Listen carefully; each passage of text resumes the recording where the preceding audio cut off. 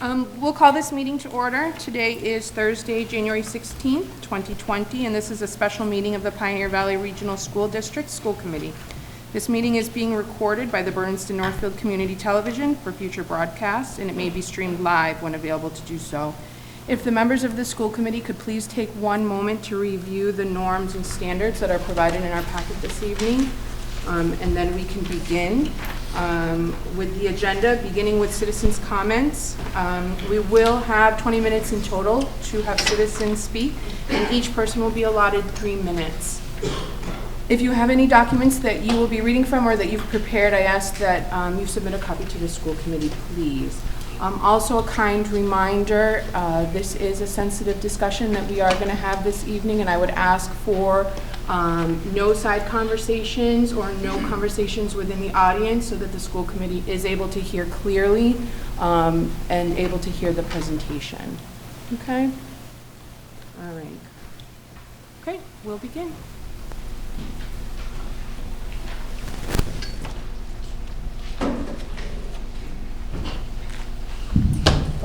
Good evening.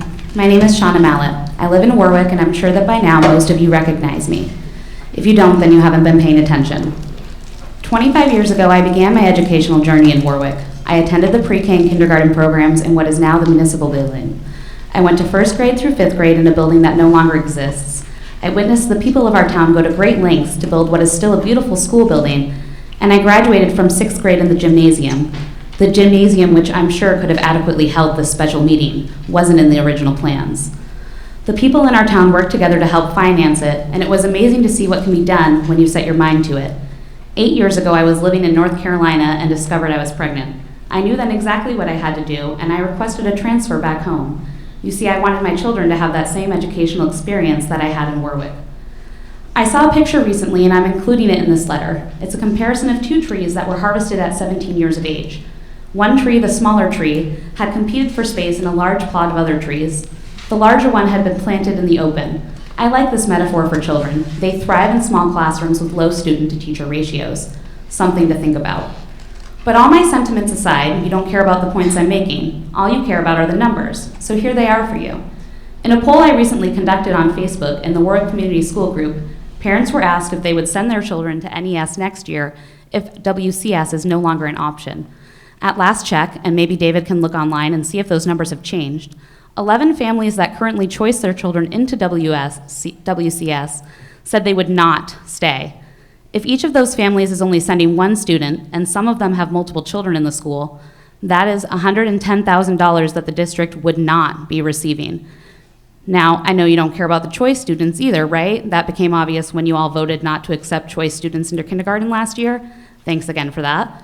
But here's where the numbers might matter to you, and maybe you might start paying closer attention. 10 families from Warwick have stated that they will not send their children to NES next year. No, I'm not Tanya, but I can add, that's $100,000 leaving the district. Actually, $110,000, because I'm one of those votes and I have 2 children who will not be attending NES next year. I know of at least 2 other families from Warwick who are not members of that Facebook group that stated they would also not be sending their children. 4 in total to NES next year, so another $40,000. Parents can be quoted as saying things like, "There's no way in hell I'm sending my child to Northfield, and why would I want to enroll my child in a school where there is so much uncertainty over whether or not it will be open? I have zero faith in this district." Again, I'm no math whiz, but I'm pretty sure that's $110,000 not coming into the district and $150,000 the district will be paying to send Warwick kids to anywhere that's not NES. Maybe this school committee should start focusing on ways to bring students into the district instead of closing schools and scaring potential families away.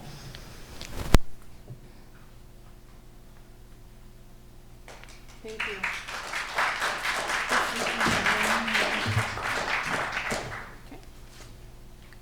My name is Dan Dibble. Is this on? Dan Dibble from Warwick. From the beginning, this whole process has been... Okay, thank you. From the beginning, this whole process has been set up as a debate with a winning side and a losing side. Members of this committee have come on committed to closing the 2 small schools with some valid reasons, and you've gathered evidence in support of your position, and you have presented that evidence as you have here. What has been missing is any meaningful dialogue, and that is where the due diligence falls flat.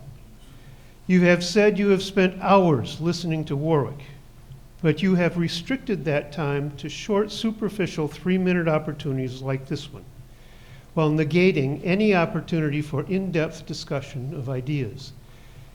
You stopped 2 meetings in which that dialogue could have taken place. They were blocked by procedural maneuvers. We had hoped to share with you our ideas for creating a new learning environment for public elementary school students that might have attracted more students into this district and into our town. Further, it may have been a model for other struggling districts in the central and western Mass area. And it had piqued the interest of DESE and several other educational entities. Instead of encouraging us to pursue the possibility of applying for a $500,000 grant that would have benefited the entire district, you shut down that possibility of money and the way to grow the district. We feel strongly that our model has merit and that anything else will shrink the district. We feel that our model has merit and will now pursue other avenues for educating students in Warwick on our beautiful campus without taking into consideration the needs of a district that does not want us.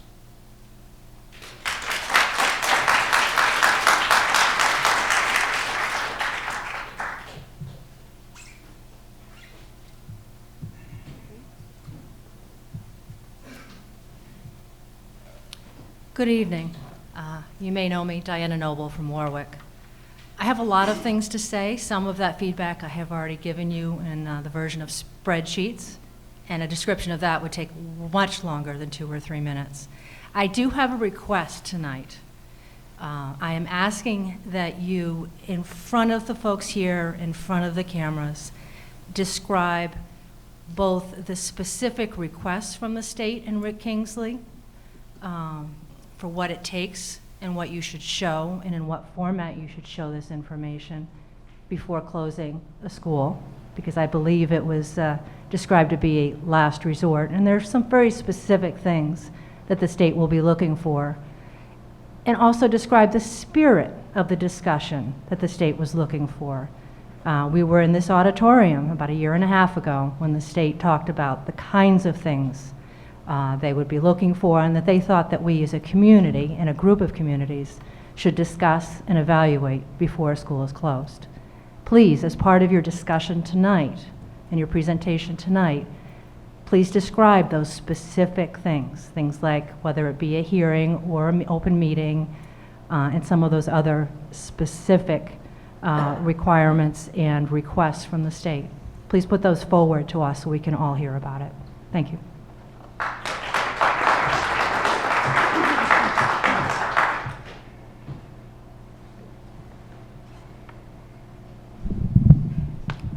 Up a little bit here.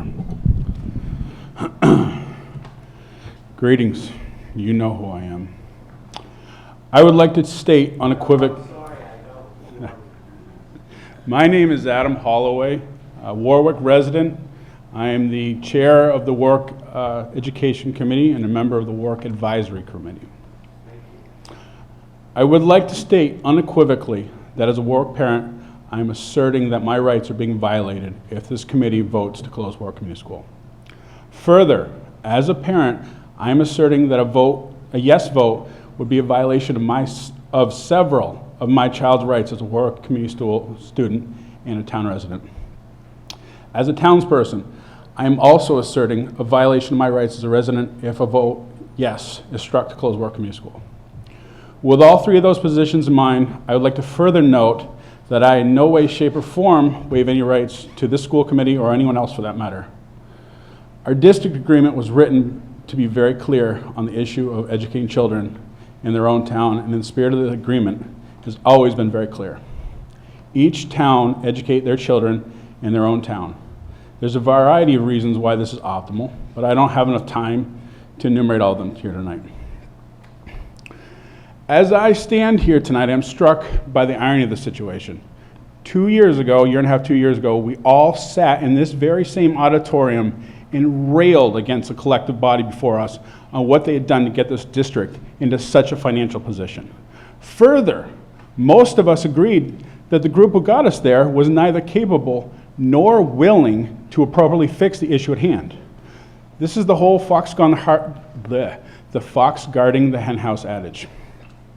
And yet here we are, watching you again attempt to make such a profound and life-altering decision on behalf of our children and communities. No, no. This committee neither has the authority nor the ability to make such a decision. You have a track record a mile long that is demonstrative of the later assertion. The superintendent will make a presentation, one which my team has not had the time to examine fully, nor anyone else really, as only distributed a few hours ago.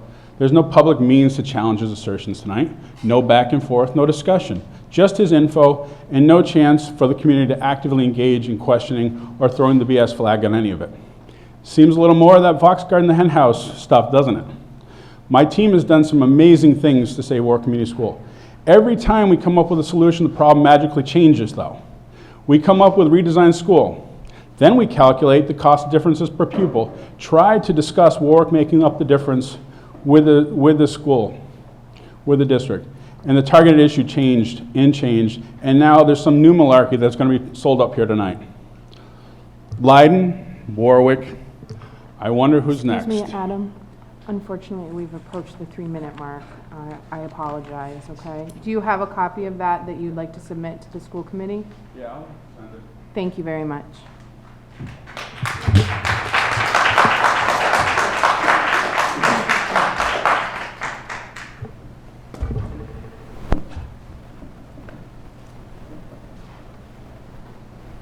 Good evening, school committee. I'm speaking as a citizen about the very vote that is tonight's agenda, and I urge you not to vote, because voting this item, no matter what the outcome, is going to end up with considerable challenge and cost. Here are the reasons. Materials for a meeting of this consequence with so much information should have been available no less than 48 hours in advance. If materials for the meeting were provided less than 48 hours in advance, it could be construed an open meeting violation, and this vote should not be taken. If the materials were not provided 48 hours in advance, and they were not, the purpose of this meeting may be dismissed, and you're going to hear from folks in this meeting that this should be tabled. The open meeting law isn't only about posting warnings of a meeting, it's about the public and the voting members knowing the information for the meeting. The Pioneer Regional District is known to not be good at mathematics and school finance. This is why a special law had to be passed just to get Pioneer out of debt. Forget politics. This vote shows no understanding of the financial hit that's going to follow, which I estimate to be about $300,000. A new bus run with monitor, likely loss of $100,000 or more of choice-in revenue. Likely known choice out of more Warwick residents, and some choosing to go to the virtual school for $8,500 per child. Likely additional transportation costs, no matter how few or many students decide to go to Northfield. Likely legal fees from challenging the vote, since it's without authority under the legal agreement for the towns. Likely legal and accounting costs to all towns for Warwick petitioning to leave the district, with lots of evidence on why this is necessary, and then a likely 10% more cost to the 3 remaining towns, picking up Warwick's share. From the 60s, there's been an agreement to share superintendent office service, but there's no agreement that the district had to have so many full-time central office administrators for such a small number of students. The truth of this matter, given all the unreasonableness and bias of the superintendent and business manager, is that keeping the focus on Warwick prevents the reasonable look at the cost of all these full-time administrators. The only stakeholders being considered in this long drama are the interests of the employees. Yes, the superintendent, business manager, and other central office administrators are employees. The elected school committee is required to give attention to the citizens that elect them, whom they are charged to represent. They're not charged to represent the interests of administrators, but the interests of the residents of the towns and the parents, Warwick parents. You have the situation of the tail wagging the dog, and for this, everyone on the committee should be ashamed, as they are not meeting their responsibility to the citizens and the towns they represent. This is a school choice state. People will vote with their feet. They leave. They don't have to ask permission. They just leave, and eventually the district and state are told how many parents went somewhere else and how much money from the district's state aid will be sent to another town or district. If the school committee were acting responsibly, it would set a goal with the Excuse me, superintendent's David. office of David? reversing. I'm I sorry. have 3 paragraphs. Okay. No, I apologize. We can't. I had stated 3 minutes. Please. I'd start earlier.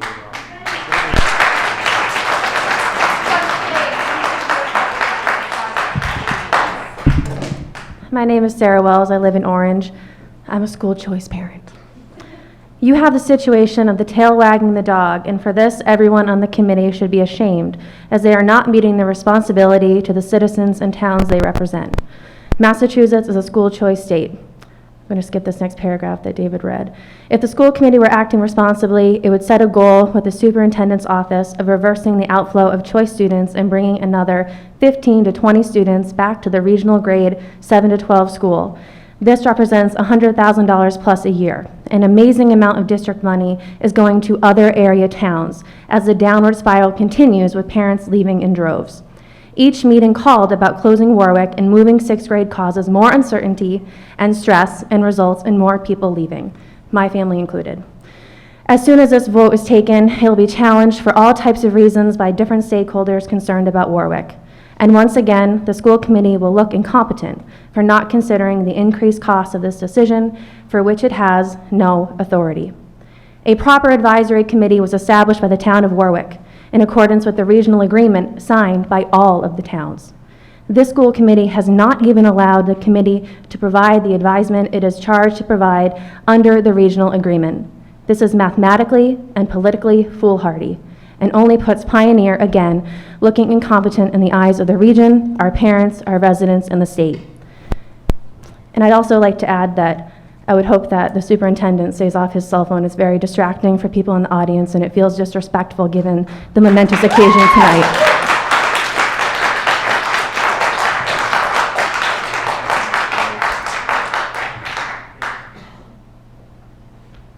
My name is Steve Nestenpower. I'm on the Finance Committee of Bernardston. I originally was going to shut my mouth, but in the last 15 or 20 minutes, I'm really concerned on several levels. One, we just heard from a parent from Orange. May I ask you, when you have your new elementary school, will you be choice in? Where was Warwick when they were closing Leiden? It comes down to, excuse me, it comes down to this. We are tired of subsidizing Warwick. You don't have the students. This is a financial decision, and you signed an agreement. No one held a gun to your head. I'm sorry your population is decreasing, but don't blame it on the schools.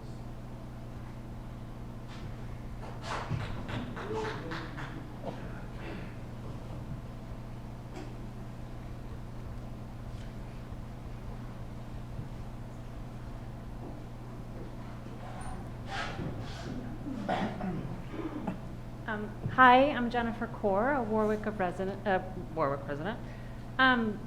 don't really know how to use my 3 minutes. I suspect you don't really need us to tell you again what a special school Warwick is, because we've already had those conversations. And I also suspect you probably don't need us to tell you again that the financial modeling that you've been provided to look at this issue has been very carefully orchestrated to create a biased narrative. because we've already talked about that. And I also think you don't need us to tell you that there are other viable options to this situation that have gone unexplored and unpursued by this committee, despite a tremendous effort in Warwick. I also think you don't need us to tell you, again, that the Warwick Community School is an incredibly special thing for every person in the town of Warwick. That this is something that we treasure, this is something that we are proud of, and that this is something that we are committed to maintaining. So I think I'm left wondering why we're here and how we got here, because we've already made all of these points. And the only thing I can land on is that there's a few administrators who are really trying to save their asses, and very few, very vocal school committee members who think it's not fair, that what's happening at Warwick is pretty special, pretty effective, and we're pretty fortunate. And that can only come from some sense that we're going to accept mediocrity. And I guess I just want to say, the people of Warwick are not going to accept mediocrity. We're going to continue to pursue educational excellence at whatever cost, whatever that means.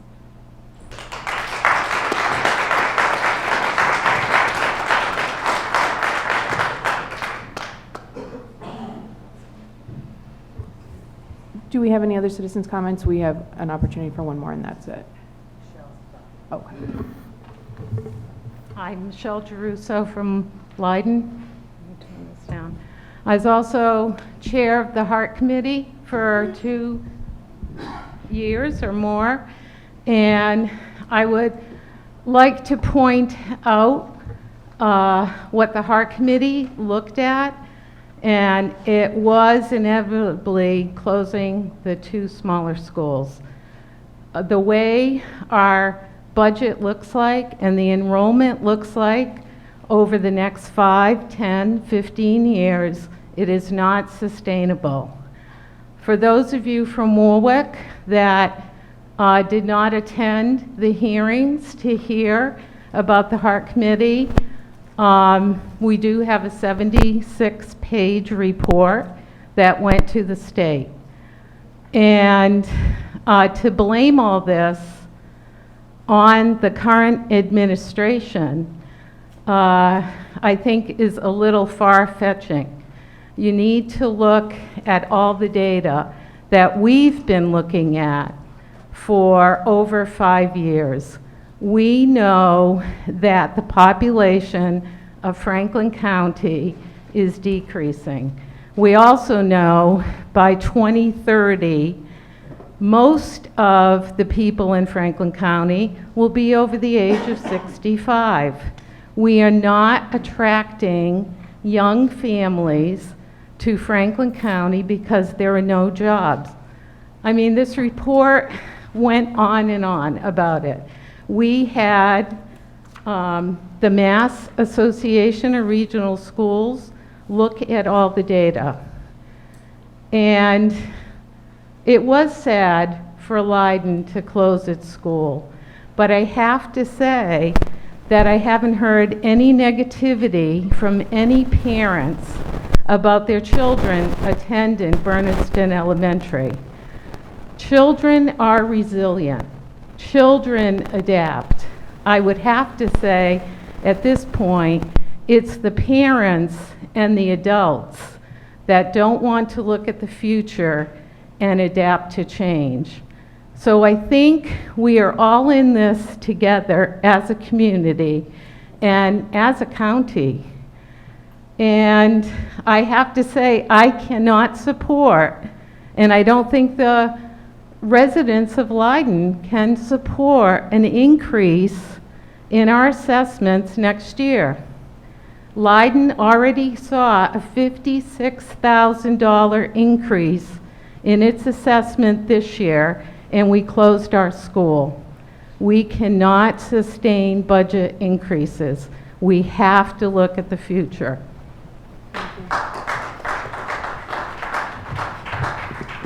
All right, thank you. We have met our 20 minutes and we'll need to continue on.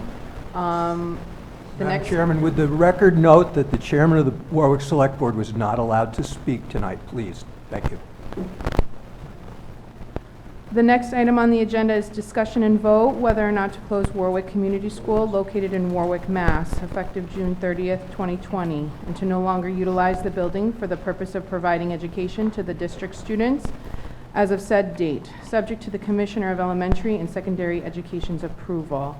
And legal counsel has arrived, and I know that there was, during citizens' comments, brought up regarding the open meeting law, and I would like to clarify that that is not a violation of open meeting law. Is that correct? Document.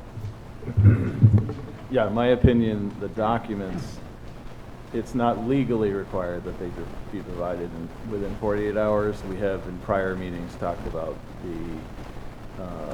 that they should be provided further in advance, but it's not legally required, in my opinion. The law is a posting of the meeting, so people know that the meeting is going to occur and the topics. The public usually doesn't get the agenda. They get the agenda, but not all the attachments unless they come in and ask for them. But there's nothing in the law stating that the documents have to be provided 48 hours in advance. And everybody agrees to that? That just seems people speaking. So, all right, thank you. We'll move on. Superintendent's schedule has a presentation. I have a point to the attorney's comment, and because I want to make sure you understand that this 30-plus page document on analysis of closing Warwick was emailed at noon today to school committee members only, with the admonition that followed not to share it because personal information was revealed. Now, by the time I got back to it, and a new version had been sent out, I would normally share this with my friends on the Bernardston Finance Committee even. And I was told, so this thing was put under wraps. And school committee members, some of us work. And this is just outrageous. It may not be a legal issue now, but you know what? It's looking like one to me. Yeah, the question I answered is about the open meeting law. The advisability of that is something the committee can certainly talk about. But I'm addressing whether it's a violation of the open meeting law. All right. Go ahead, Karen. Yeah. I think we need to clarify why a second set of documents were sent, and it was because along with the bus routes was included information that involved student names and special conditions for their riding the bus. And when I saw that, I communicated with the central office, and they redacted those names and sent it out again with the proviso to us not to share that personal information that came in the first set of documents. That's why that happened. Absolutely, but you got the order wrong, and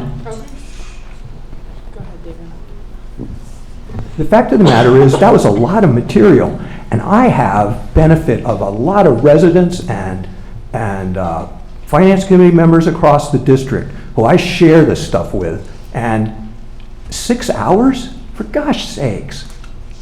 6 hours, and no share it. Unreasonable. It'll be a basis for a challenge. So as far as sharing, if it's an open session topic, the document is public as soon as it's released. So once it's released, you didn't actually have any obligation not to share it, and if you did, that's not a violation of the law. Don't you think I'm a big enough jerk most of the time anyway? Why would I intentionally violate somebody's privacy rights? Well, I mean, if there were student names, that shouldn't have been released, but once you had the second version, that could have been sent out. That was 4 o'clock in my instance, for a 7 o'clock meeting. Okay.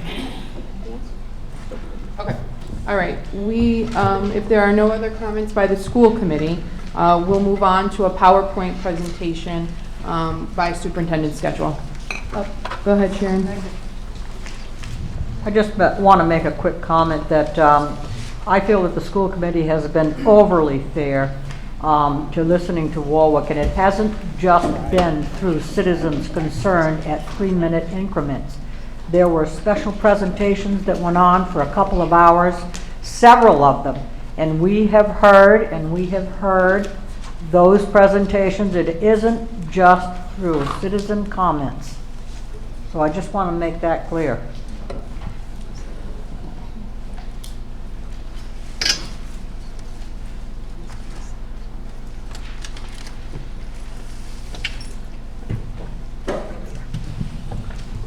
Hi, good evening.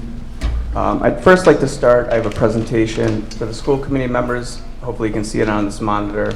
And for the audience, it's projected on a bigger screen behind me. I just wanted to see if Tanya, if you can just test out the audio here. She won't be speaking for a little while, but can you just say hello so we can test out the volume? Just one more time.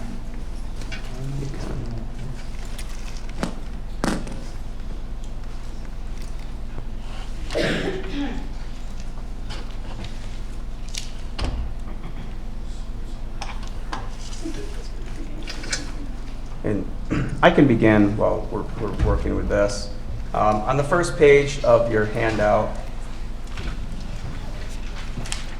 as our district continues to face declining enrollment, staffing and programming cuts, and budget challenges that directly impact all students in our district, the administration team has met multiple times this school year to discuss how we can meet these challenges. Our focus has been how to move forward as a district to do what is the best for all students and staff regarding educational opportunities and outcomes. The recommendation regarding the Warwick Community School closure was discussed and agreed upon by our administration team consisting of myself, the superintendent, all 4 school principals, the director of special education, curriculum coordinator, grants manager, and the director of finance. The administration recommendation on the Warwick Community School and Northfield Elementary School merger. Our administration team recommends that Warwick Community School merge with the Northfield Elementary School for the fall of 2020, as we feel it is in the best interest of our student body, teaching faculty, families, and the district as a whole. The intention in closing the school is to be able to provide a robust education for all of our students pre-K through 12. PVRSD has been experiencing yearly reductions in staffing and programming, resulting in larger class sizes and missed opportunities for students. While some of the staffing reductions have been based on declining enrollment, others have been due to budget constraints that threaten to undercut what our district can provide. The consolidation would help us to maintain programs and help our remaining schools to be operational and sustainable. Our goal is to maintain a level service throughout the district.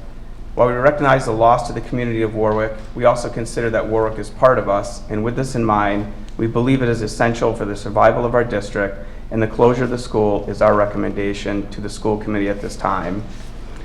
I'd like to ask Renee Keir and Claire Brennan from PVREA to speak at this point briefly. Yes, hello, good evening.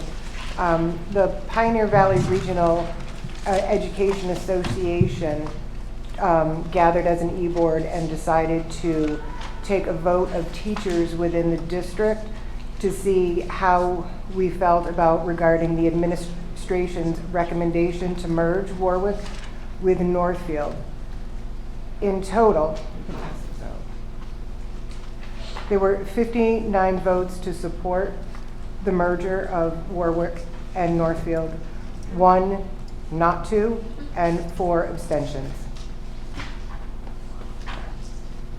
Thank you. Now I'd like to have Christine Mullen come up and speak as principal of the Warwick Community School.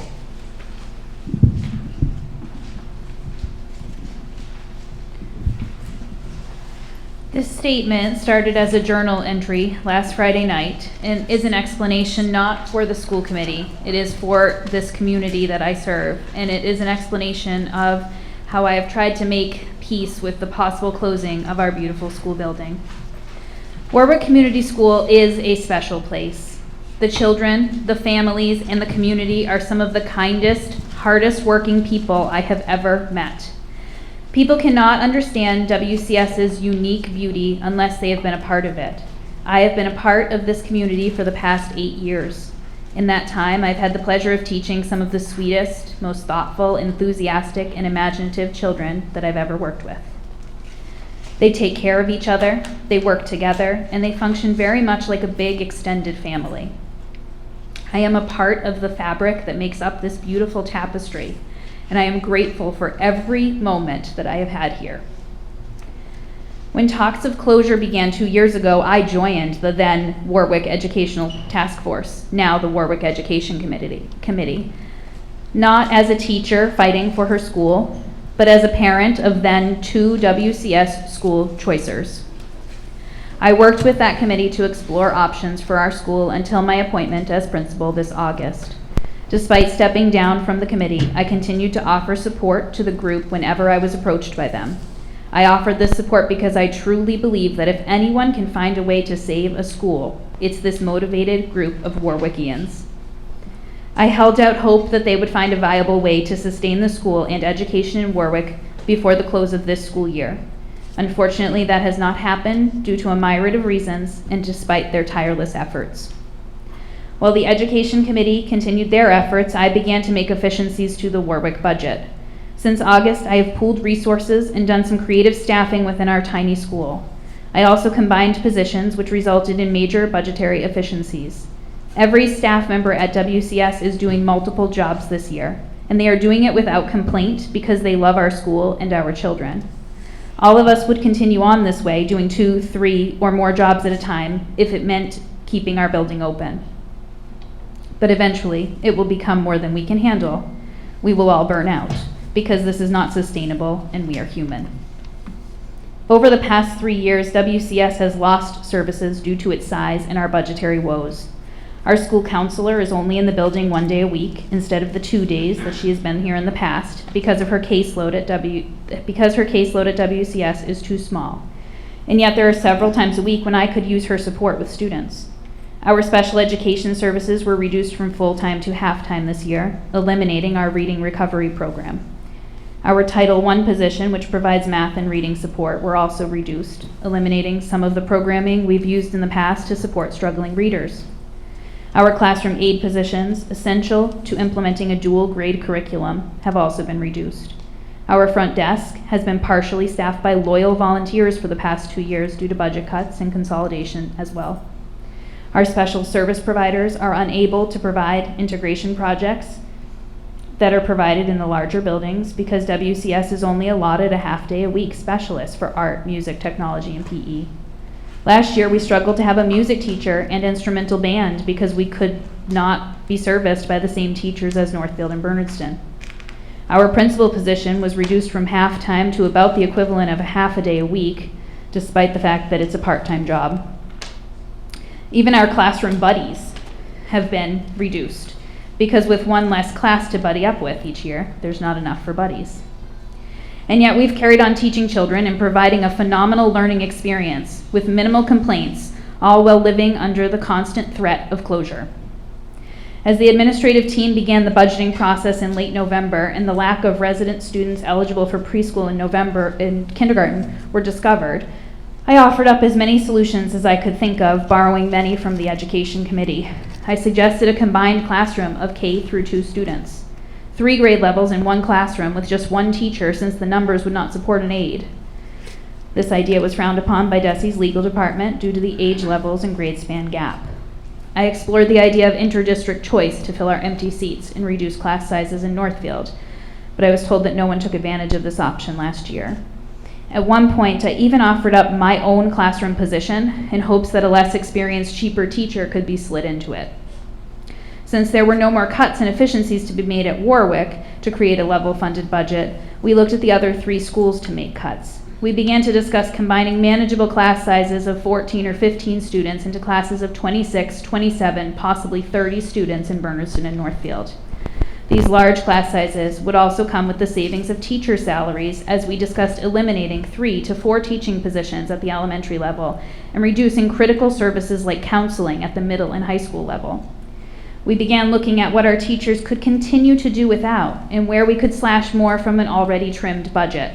Services, supplies, professional development, all essential to a healthy educational system, lay vulnerable to our budgetary woes. There were no good solutions. All of them would impact staff and students. It was at this point that it seemed to me there was nowhere left to go. I asked for another year for the Education Committee to find a viable option. But with the loss of K1 and with the possibility of moving 6th grade to the middle school, I didn't have a leg to stand on. WCS is looking at a population of 32 students next fall if 6th grade moves to PVRS. Our teaching staff would be reduced to 2. We would serve only 4 grades. Our building size would be roughly the same as the incoming kindergarten class in Northfield. Having been an educator for 18 years, I know how class size affects student performance.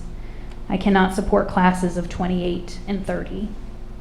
In a time when there is no additional funding being brought into our district and grants are drying up and our member towns are demanding level funded budgets, we must make difficult decisions that will provide for our district students a quality education. Moving our staff and students to Northfield will offer the entire student population class sizes equivalent to the WCS class sizes of 16 to 20 students, and will provide our students with more services that they have lost over the past few years. In order to maintain teaching positions, services to our children, and reduce class sizes, I see no other option, and it is heartbreaking.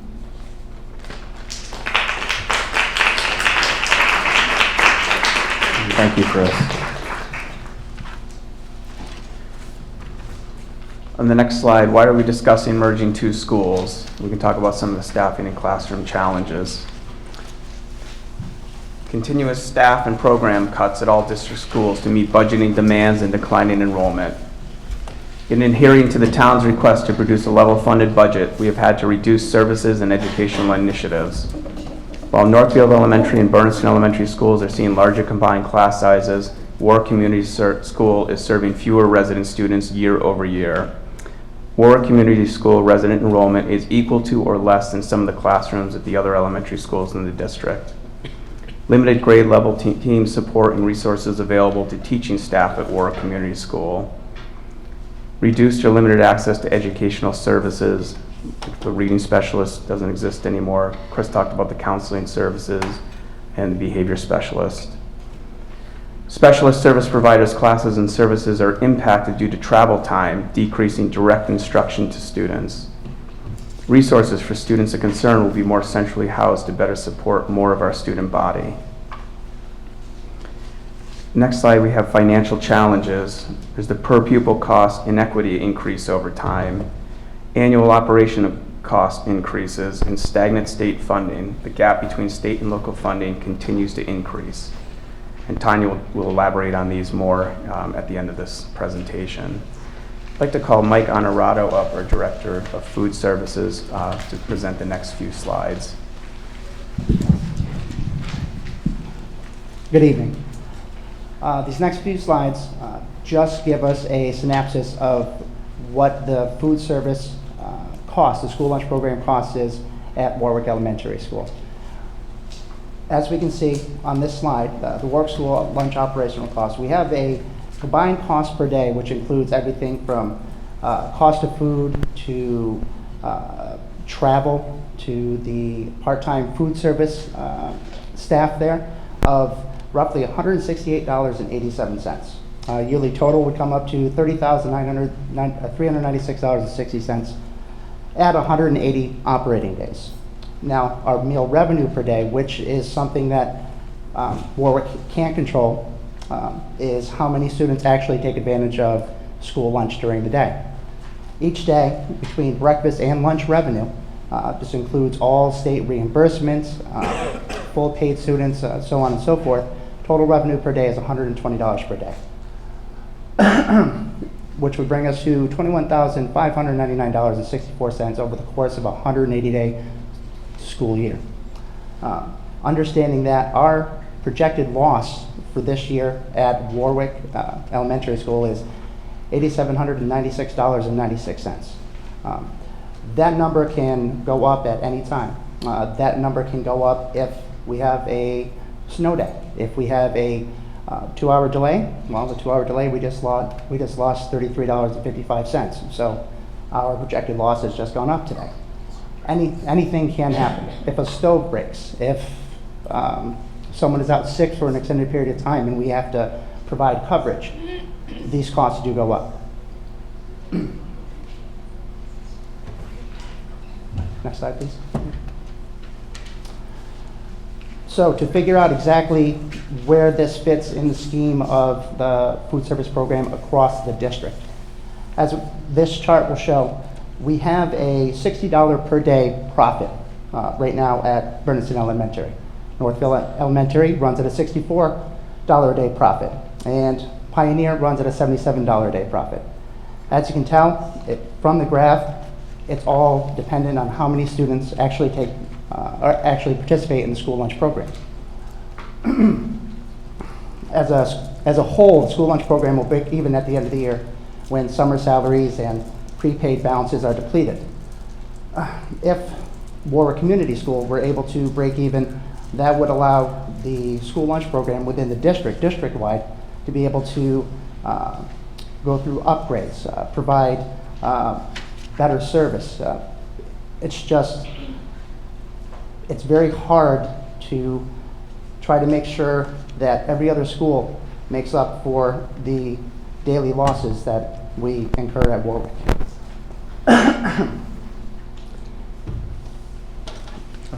Thanks, Mike. Can move on to the next slide, which is a chart showing the Warwick Community School classroom makeup for the last 9 years, 2011 to 2020. The district students are in red, and the choice students are in blue. Now on the overhead. So you can see back in 2011-12, we had 47 district students at Warwick and 3 choice. And you can see how those numbers of choice students have increased and our district students have decreased over the years. At this current year, we have a 50-50 split of 23 district students and 23 choice students. The next slide kind of goes hand in hand with this, which is just a percentage. On the handouts themselves, there was a mistake made because we tried to change the color to show it on the black and white versions. We initially did this in color. So on the handouts, if you just cross out at the top where it says district and replace it with choice for the lighter color shade, and the darker color shade would be district students. It is correct on this. We corrected it at the beginning of this presentation. You can see back in 2011 we had the 3 district students, 3 choice students in yellow, and then the 47 district students. So it just is another way to show that. Basically, the 4-member towns of PVRSD are subsidizing the education for choice students into Warwick due to the high choice percentage of classroom makeup. The revenue, the $5,000 we get for choice students, does not equal the cost. Can you just say that one more time? Oh, sure. The 4-member towns of the PVRSD are subsidizing education for choice students into Warwick due to the high choice percentage of classroom makeup. You get $5,000 of school choice money, which does not equal the cost to educate those students. No. I'm sorry, not at this time. I just want to go on record to state that those numbers are not accurate. Okay, I'm sorry, we cannot entertain citizens' comments at this time. I apologize, but we cannot. They're not accurate. And I mean, Okay, I'm sorry, but if we cannot have community comments at this time, and if we cannot get through this presentation and people cannot respect that request, I will have to ask for citizens to leave. Thank you. The next slide, FY20 Warwick school choice cost versus revenue. And Tanya will get into the finances a little bit later. But the Warwick school budget is just under $500,000.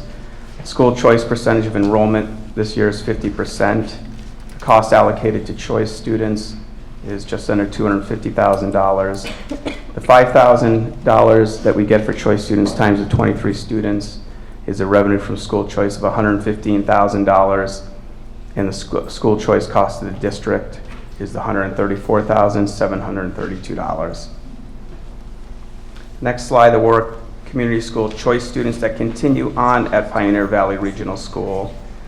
So you can see here, we went back to 2011 and 12, there were no 6th grade students. The lighter blue shade represents Warwick Community School choice 6th grade students, and if they continue on to 7th grade the following year. First year in 2011-12, continuing on to 2012-13, we had no 6th grade students. 2012-13, we had one school choice 6th grade student who did continue on to Pioneer. The year after that, we didn't have any 6th grade students. 2014-15, we had 2 6th grade students and 1 came to Pioneer. And then since that time, 2015 and 16, we've had no school choice 6th grade students continue on to Pioneer. The Warwick Community School Classroom Makeup, and these are the projections with enrollment numbers. The asterisk is based on the census, and there's no guarantee for enrollment. You can see next year, 2020, 2021, with the 2nd and 3rd grade, you'd have 10 district students, 6 choice. In 4th and 5th grade, 7 district students, 9 choice. And in 6th grade, 4 district students and 7 choice, which would total 43 students. If 6th grade, we don't know this yet, were to move up in the fall, and you subtract out the 6th grade students, you'd have 32 students. And then you can see the numbers declining in the 2 years after that. And then the next slide, we look at the Northfield Elementary School classroom configurations for 2020-2021. This is how the classrooms look for next year projections.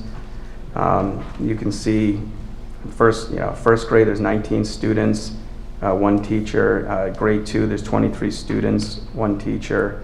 3rd grade, 23. 4th grade, 22. 5th grade, 25. 6th grade, 24. If the Warwick Community School and Northfield Elementary School classroom configuration for next year, if they were to merge, the projected enrollment, and this includes all school choice students, we'd have a better ratio of students to teachers. So in kindergarten, you'd have 2 classes, a class of 15 and 16. Again, this is based on census data, so it's not that could alter. 1st grade, you'd have 19 students with a teacher. In 2nd grade, you could split. Instead of having 1 teacher for 27 students, you could have 2 classrooms of 13 and 14. For 3rd grade, you would have 2 classrooms of 17, 18. 4th grade, 16 and 16. 5th grade, a class of 15 and another class of 16. And 6th grade, a class of 17 and 18. I'd like to now call Dr. Kelly Carrier, the principal from the Bernardston Elementary School, say a few words. Good evening. The merger of Bernardston Elementary School and Pearl Roads Elementary School took place at the start of this school year, the 2019-20 school year. Due to the merger, I anticipated a high level of communication, needs for parents, a high level of social supports for students, and connections. As I prepared myself for this, the level of need never presented itself. As I reflect upon this, I contribute the dedication to both staff at Bernardston and Leiden as they combined to help assist with the transitional process. As I observed and monitored all the students, I watched the students from Leiden and received feedback from various teachers on the transition. The culmination of my observations and the feedback that I discovered, the transition had gone very smoothly. Social connections had been made, and students from Leiden were spending time with students from Bernardston outside of school. Since the merger took place at the start of the school year, all students started the school year at the same time, and everybody received a new teacher. Every student learned new rules and new routines, and 2 strong communities came together to build a culture and climate at Bernardston that is stronger than ever. Thank you. Thanks, Kelly. The next slide, my conclusion, and then we're going to have Tanya speak, and Pam Repold from Cosmescus Travel is also here. With decreasing enrollment and population in Warwick, increased class supplement with choice students in Warwick, and our district experiencing yearly reductions in staffing and programming, my recommendation is to merge Warwick Community School and Northfield Elementary School for the 2020-2021 school year. The consolidation is necessary to maintain essential staff and programs district-wide, help our remaining schools be operational and sustainable, and provide a robust education to all students in our district, pre-K through 12. We all recognize the loss to the community of Warwick, but Warwick is an important part of our district and will continue to be after the merger. Now I'd like to have Tanya go through her financial piece. Tanya, are you there? Yep. Can you hear me? Yep. Okay. So the next slide, I know when we presented the Bernardston-Leiden merger, we talked about savings, but as you have heard throughout this presentation, the idea of this merger is not solely financial. It's really about combining schools and making a better educational outlook for the entire district. So this particular slide talks about the costs that would be eliminated from the current budget that we have in front of us. Our facilities budget would decrease by $84,732. There would no longer be a need for a nurse, a full-time nurse. The library aide that is currently at Warwick, that is 0.3.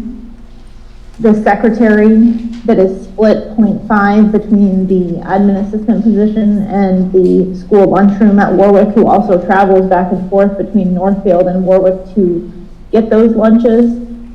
A special needs teacher that is half-time at Warwick currently, services between 6 and 8 students, would be consumed with the special needs teacher at Northfield. The teacher in charge stipend would go away. And you'll notice the principal amount that is on here is different than the stipend that the principal is currently receiving. We have received information, and John can confirm this for me, or even the union can. It was very, very hard for the union to even agree to allow Chris Mullen to do the arrangement this year as a shared teacher principal position. And as she has discussed, it is definitely more than a $10,000 stipended position. And if Warwick were to keep its doors open next year, we would have to increase our budget by $30,000 to have a half-time principal in a building with roughly 30 students. The sub-coordinator stipend would go away.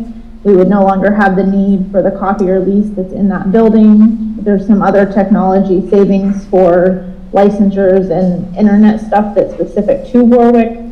We have 1.5 IA positions that wouldn't necessarily be cut entirely because we do have some shifts in our other schools happening, but they would be eliminated from the Warwick Community School budget.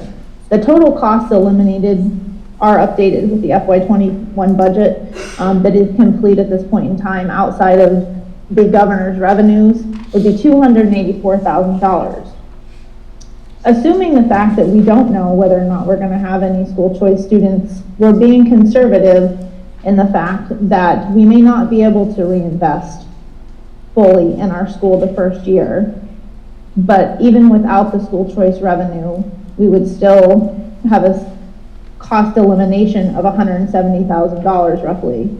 Again, the intent of this financial presentation is not to assume the budget will decrease by this amount, but rather show what amount could be reallocated across the district to get closer to our goal of a level service budget rather than a level funded budget.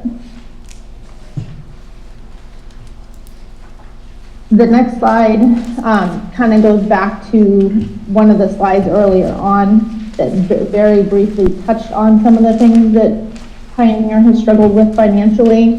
And it's just a very broad overview that kind of puts it into perspective why we are where we are in our finances. We obviously have annual contractual increases for our union members. There's absolutely nothing the school district or the member towns can do about that. Once that contract's in place, those are increases that happen year over year, whether or not our revenue increases from the state, leaving our local towns to split the difference. The annual operational costs increase every year due to inflation, things like fuel, power, contracted services. Those things all go up because their costs go up. So it's a trickle-down effect to the end user. The gap between the state and local funding continues to increase year over year. We've had stagnant state funding. In the last 11 years, there's only been an increase cumulatively of $71,000. Our budget increases have cumulatively equaled roughly $1.5 million over the past 11 years. And the assessment increases to the towns have been $2.6 million over the past 11 years. and the decreases in grant funding year over year have accounted for the additional gap between the budget increases, the assessments, and the small increase in state funding. The per pupil cost inequity continues to increase over time between the smaller and larger elementary schools. And the town's request to produce a level funded budget has created reduction in services and education initiatives. The increases in this district used to be somewhere between 2.5% and 4.5% annually, and the towns were happy to support that. Unfortunately, having been a town accountant, I understand how tax rates work. And there are levy limits that these towns are up against, and there's only so much taxes that the towns can raise to cover their costs as well as continue to fund the education. A $0 increase isn't feasible for sustainability and quality education opportunities. This model will continue to result in staff cuts year after year and reduce services to students, as it is level funded and not level services.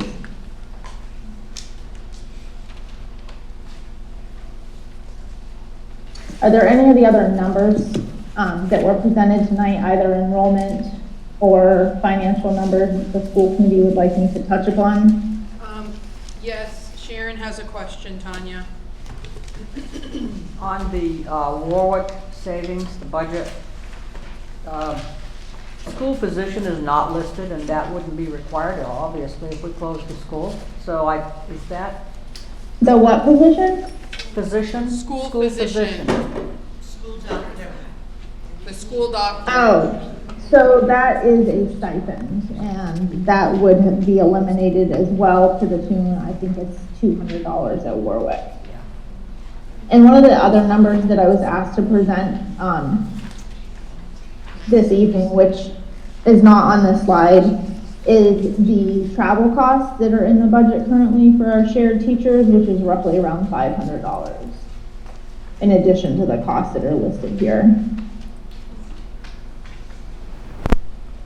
Are there any other questions by school committee members? Go ahead, Sue.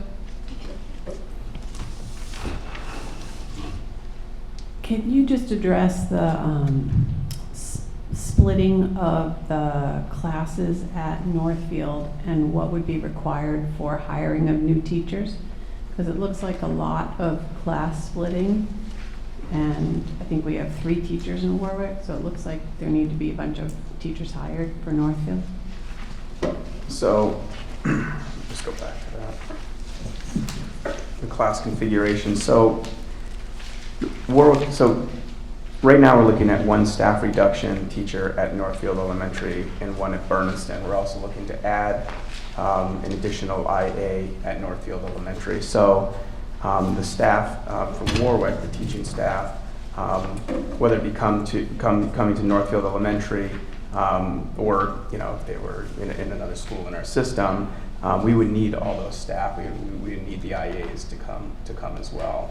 So by doing that, if the merger happened, we would not have to reduce that staff member. In fact, we would be able to fill that staff member with maybe work community staff, as well as a position in Bernardston that's being eliminated. That would then move over to Northfield, so that person would then be employed not necessarily at Bernardston, but we would not lose that staff member either. So the staffing, we retain the staffing from Warwick in the district, whether it be at Northfield, or if they moved to, if 6th grade would come up and a teacher moved here, it would be, things could be shifted, but there wouldn't be a reduction in the staff. Right, so it sounds like what you're saying is a combination of transfers of Warwick staff and transfers of other staff would accommodate all those split classes in Northfield? Thank you. Yep. There's currently 10 teachers in Northfield. I'm sorry.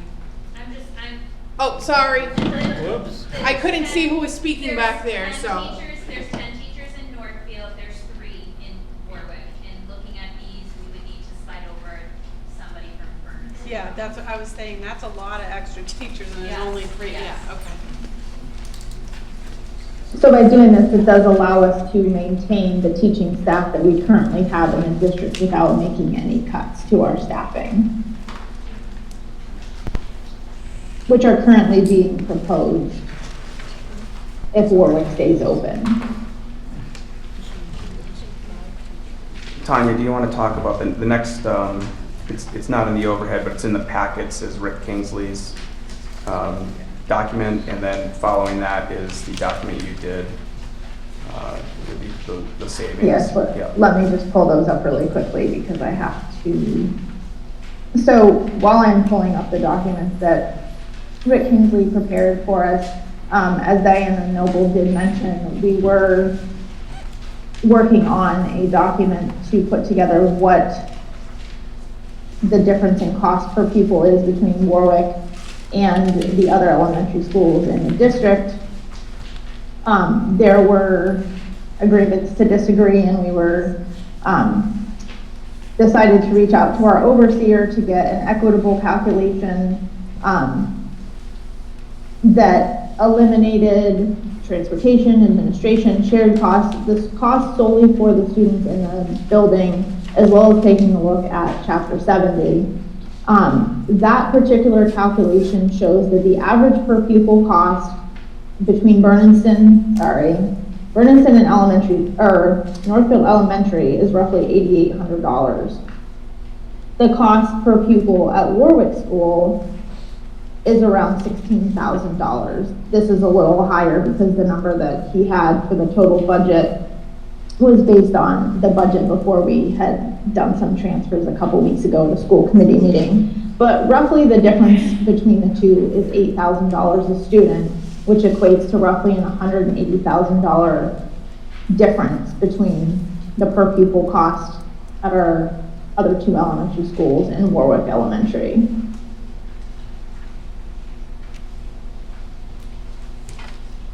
Does anyone have any questions on that? No one has any questions yet, Tanya. Okay, so the next sheet that I put together, I'm going to apologize ahead of time. There are a lot of numbers on it.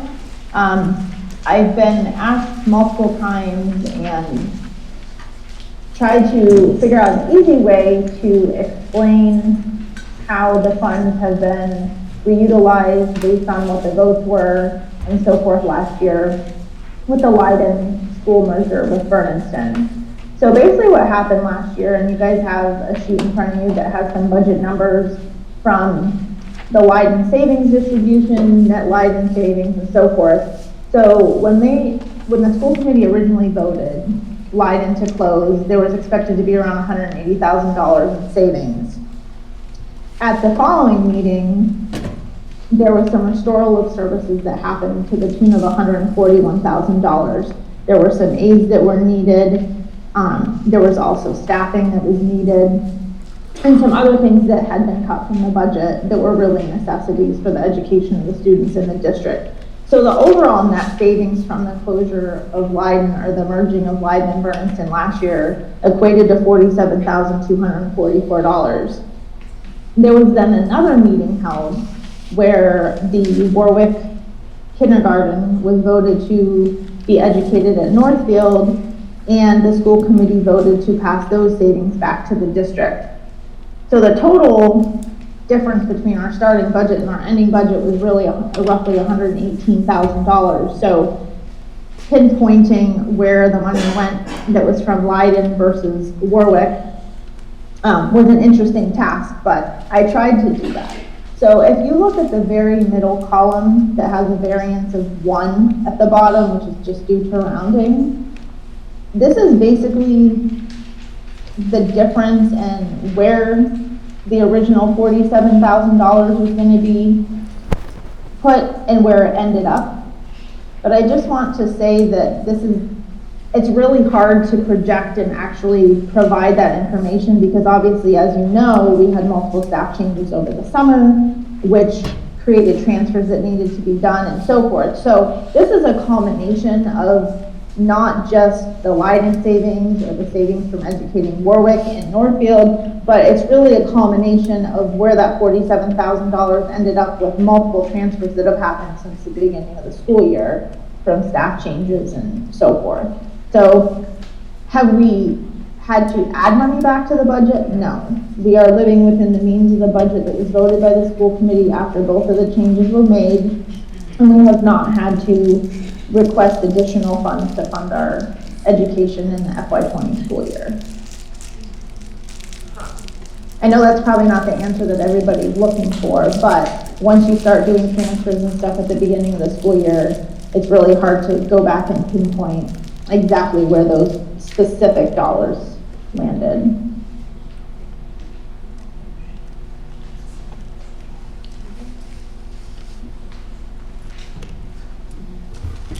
Hi Tanya, this is Jess. Yep. So I'm one of the people who asked for the financial analysis of the savings from Leiden, and I was really interested to see if what we saved at Leiden actually had to just get added back to Bernardston, or to see where that all landed. For everyone to have what they needed happening at Bernardston when they got there. Is there a simple answer to that?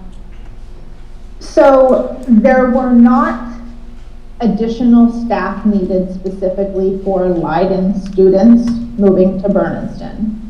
We did, however, have additional staff that was needed at Bernardston this year for other students that came on after the school year started that would have been needed regardless of the merger. Does that answer your question? So if a student comes into the district and has an IEP, they need a one-to-one aid regardless of where that student is educated. So those are the types of changes we've seen at Bernardston. There were no additional services needed after the merger that were related to the closure of Leiden. Were there other costs besides staffing that were unanticipated? No. Most of the shifts that you're seeing in the lines here is basically because we had teachers leave the district and we replaced them with teachers that either made more or made less. And those are all shifts that happen at the beginning of the school year every year, regardless of if we have schools closed, which is why this really isn't a great way to present this, but I did it because I've been asked to, and quite honestly, for the last few months, I've been trying to figure out a good way to present that information. But I know from being as involved as I am with the principals and knowing the ongoings of the schools and the staffing and keeping track of all the staff in the schools, that there was no additional staff or services that were needed due to the merging of the two schools. Tanya, Abby has a question. So I actually don't know if this is a question for Tanya or John about this, but I know that slightly before the beginning of the school year, there was an additional teacher hired for Bernardston. There was a third class, I believe, that we decided to split, or was decided to be split. I'm just wondering how that affected the money. Yeah, we can have Kelly is going to answer that question. At the start of the school year, we had a class of the size of 28 in the middle of August. 3 families had come as potentially wanting to register their children in the same grade level, which would put us over 31 in one class. So the decision came to split the class at that time. In that time, those families did not come, and then 2 families left. But at the start of the school year, when we were putting it together, we were going to start at 31 for 3rd grade. And was that due to kids coming down from Leiden, or those were No. other parents? Those were parents within Bernardston. Go ahead, Renee. I just wanted to say further that was a net zero because we had lost the teacher in Bernardston. So when we hired that brought us to a net zero. Okay, great. Okay. Any other questions thus far? No? Okay. So Pam Repold is joining us tonight, and I provided in the packets some of the bus routes. I know there were some questions about the length of bus rides for students. And you can see on some of the Northfield students now are on the bus, they're the first ones picked up, about 40 minutes. And Pam and I talked about the length of time that Warwick students, might be on the bus if they're coming from Warwick down to Northfield. So Pam, if you want to talk a little bit about how the buses work now and how that might look if the Warwick students were coming to Northfield Elementary School. Sure. What we plan to do, because we've kind of been tossing this around a little bit, is exactly what we're doing in Leiden this year. And one bus will essentially stay up in Leiden and do a longer route, and it meets up with the bus that's kind of zipping back and forth to Bernardston. So that's what we plan to do in Warwick as well. Kids have to switch buses? Yes. Some of them already do anyhow at the high school level anyway. Well, they all get on one bus to go down to Pioneer as well. But there's just not enough time to do both bus routes and get both buses down to Warwick for bell times, or down to Northfield for bell times. Are there any questions by school committee members regarding transportation? I see Jeannie's hand in the back. Jeannie, if you wouldn't mind coming to the microphone, please, so they can record your question. Hi, Pam. My question is, where would that exchange of buses take place? Town hall.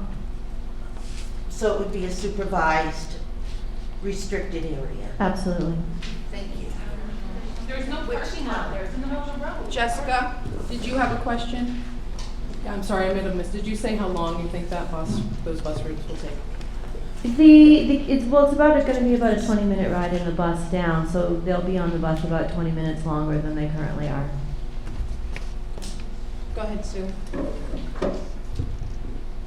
So what's the longest time a student is on the bus from Warwick to Northfield? I don't know the answer to that. I don't have the routes in front of me. I have them. Okay, so Do you want to look at the packet right there?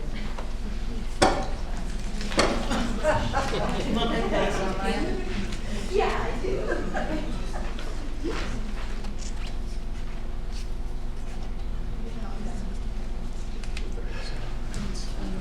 Sorry, this document was at the end of the pile I was reading at 6 o'clock was tonight, so I didn't go through it.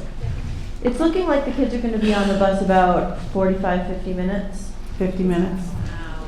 Okay. Is that, you represent the bus company? I do, yes. So you represent Kosmeskis? Yes. Okay. So you bus a lot of kids? We do. Yeah. Can you tell me how typical it is for elementary students to be on a bus for 50 minutes? That's not uncommon in rural areas. What other towns have that kind of bus route time? Well, the Leiden kids are on the bus, some of them about For 50 minutes? So I think the first ones that get on the bus are on about 45 minutes. And other towns where that's going on?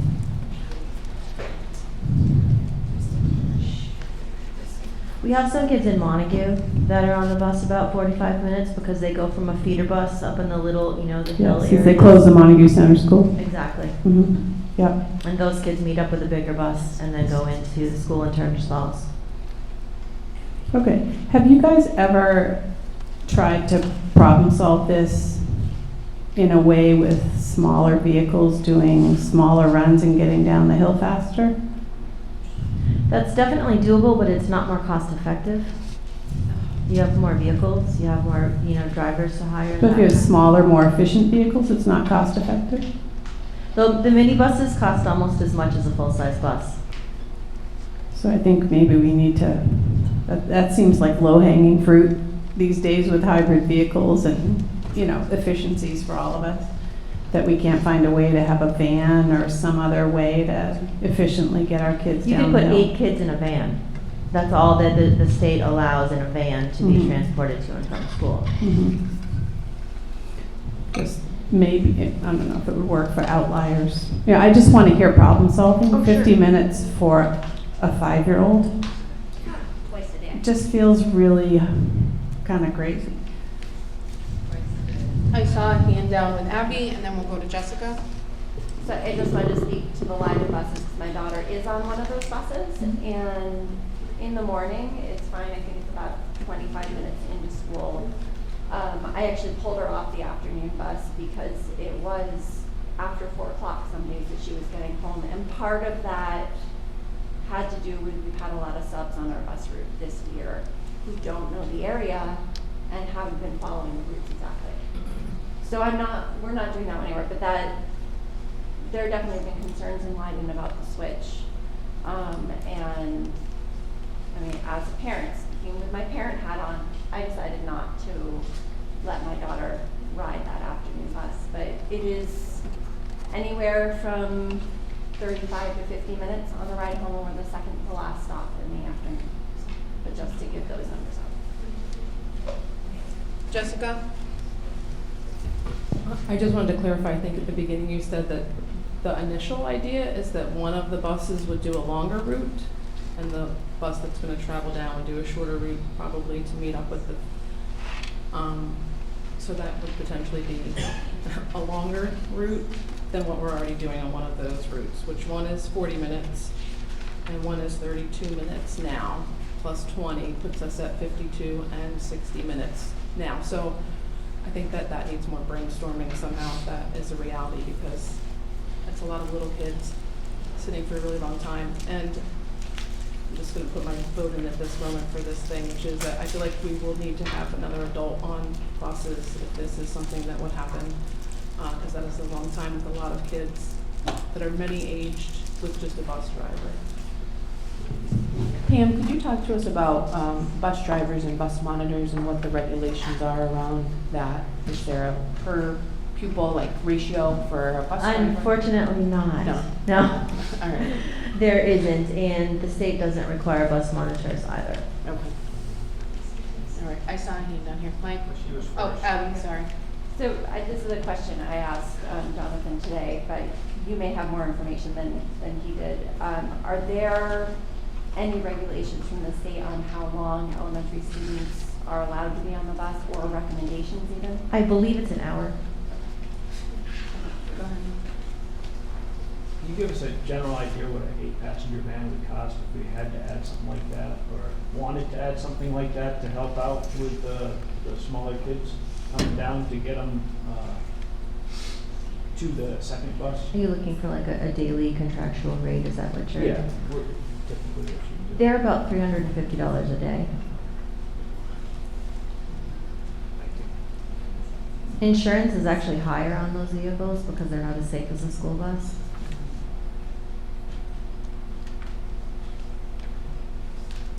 Go ahead, Jess. So I wonder if it's not a legality by the state, or if it's not required, whether that's something that we would consider about another adult. Is that a decision that we could make as ourselves, as our district, about what we think is appropriate for the kids on the bus? I mean, it's something we could certainly look at, is adding another, like a adult to supervise the bus to and from school. So that's something we could certainly look at. Would that be one of our, do you have any idea, would that be someone who we employ, or that would be someone from the bus? Is there any regulations on that, Pam? There are no regulations on that. So it could be easier. So potentially, yeah, we could look at that. Like hiring a bus monitor? Yeah, you're saying hiring bus monitor, basically. Volunteer. Yeah, it's something we could certainly explore. Go ahead, Sue. So what is the cost? You said $350 a day. What's the yearly cost? Multiplied by 180. I'm sorry. Okay. Here. So the cost for a regular bus right now is $393 a day, so it's not much different. And a regular bus takes a lot more. What we're talking Hold on about. one second. Hold on one second, please.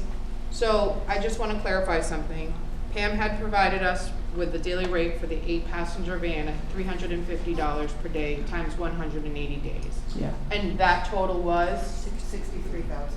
63,000. Thank you. Okay. And then Tanya, what are we currently paying? $393 a day, which equates to $70,740. And that's for a regular school bus? That is for a regular school bus. Okay, go ahead, Sue. Okay, I just wanted to clarify. So if we did want to provide additional transportation support for Leiden and Warwick for the younger kids to reduce the time on the bus, it would cost for each town an additional $63,000. Right? That's what we just clarified. Just as a rough. If we wanted to provide one 8-passenger van. Right, Yeah. right, to reduce times. Okay, any questions? Other questions? No? Thank you. Okay. All right. Thank you, Pam. Okay. Okay.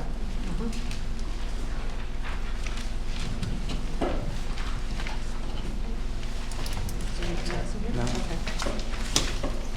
All right, so that concludes the PowerPoint presentation and the presentation on the transportation.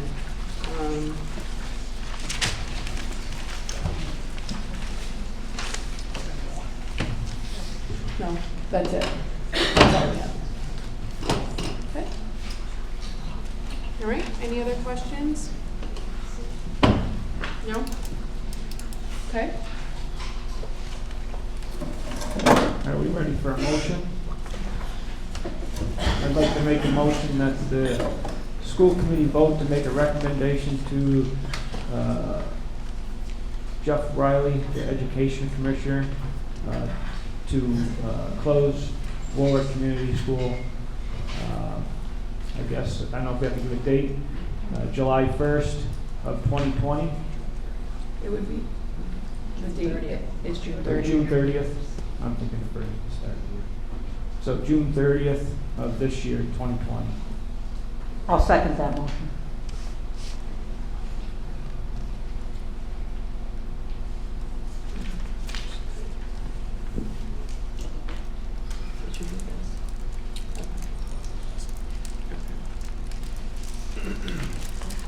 Subject to the Commissioner of Elementary and Secondary Education? Yes, just Approval. Okay. Okay, discussion?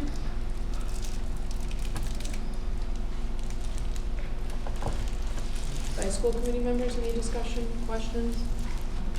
None? Okay. Oops, I'm sorry, Jess.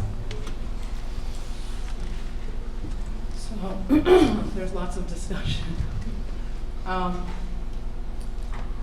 Clearly this model doesn't work for these little towns. And clearly we have had a lot of work to come up with another model.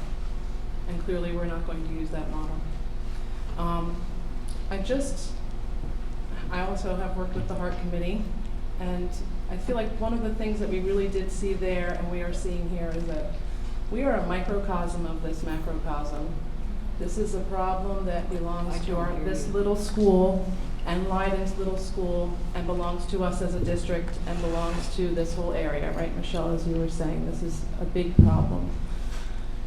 This requires creative thinking on all levels. And I will say, as I've said before, John, I think that's part of what was intriguing for us to hire you, is that you are a creative thinker and trying to come up with plans to make this happen. I think we're missing an opportunity here to give this a try, to try to find out a way by voting to close this school. Some of the other findings that came out of the Heart Committee, I'm excited to see what you will explore, John, what we can do with shared services. And I realize that superintending is a hard job, and I ask you earnestly to look into what that would mean if there was a way to share superintendency with other places. It feels hard for a lot of people to see that you have a very high salary, it's just a fiscal reality, and that we have teachers who, you know, we have to close a school because of their salaries, possibly. And you know, you have said you'll do whatever it takes to help this district, and so I ask you honestly to really look into that and see what it would take, and we'd be happy to see how we could support you, or what other possibilities lie out there for sharing whatever we can share with these districts around us, because this isn't going to stop with the little school. We have so much to tackle, and as we all know, costs are so very high. We are not going to tackle insurance premiums. We are not going to tackle these costs that we cannot contain, that are what are driving us to not be able to afford our schools. And we want our money to go directly to our teachers and our students. All of our other expenses need to be looked at very carefully, because this feels unfair with all of what's going on. Go ahead, Karen.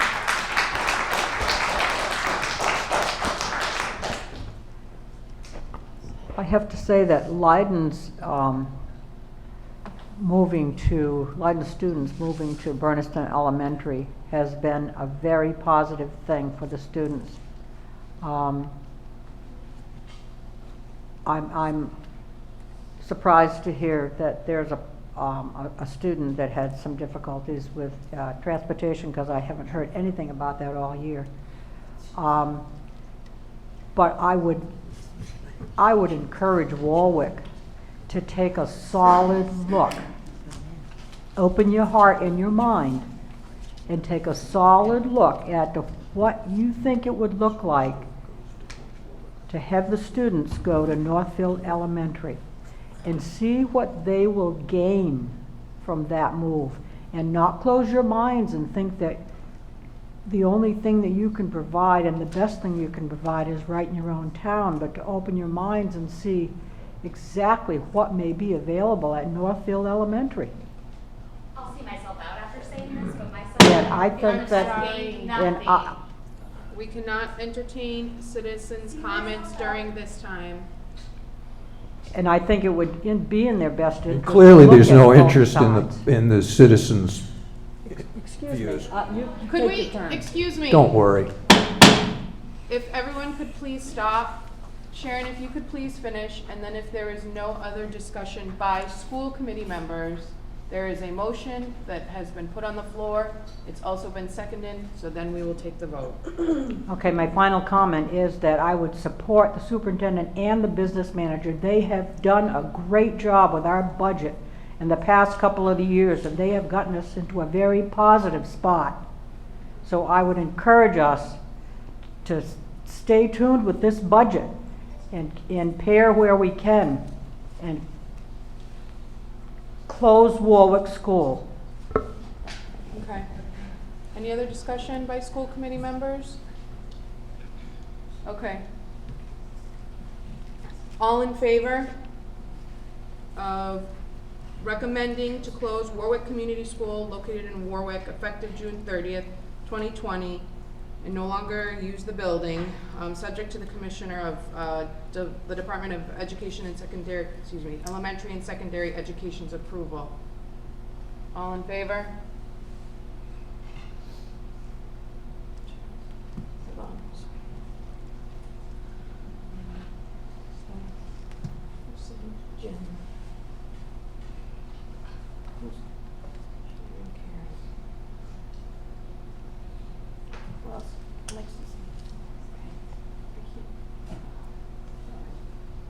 And Mike.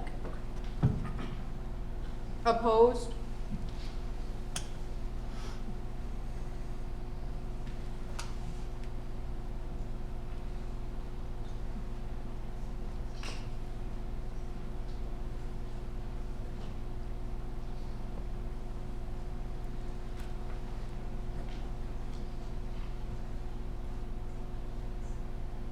The motion passes.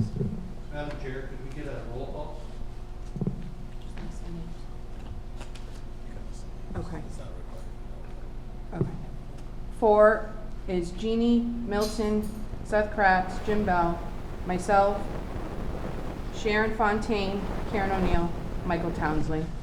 Opposed, Abby Pratt, excuse me, Pat Shearer, Sue O'Reilly McRae, Jessica Marshall, David Young. Okay. All right. Is there a motion? Sharon has made a motion to adjourn. Is there a second? Second. Okay. All in favor? Okay. Thank you.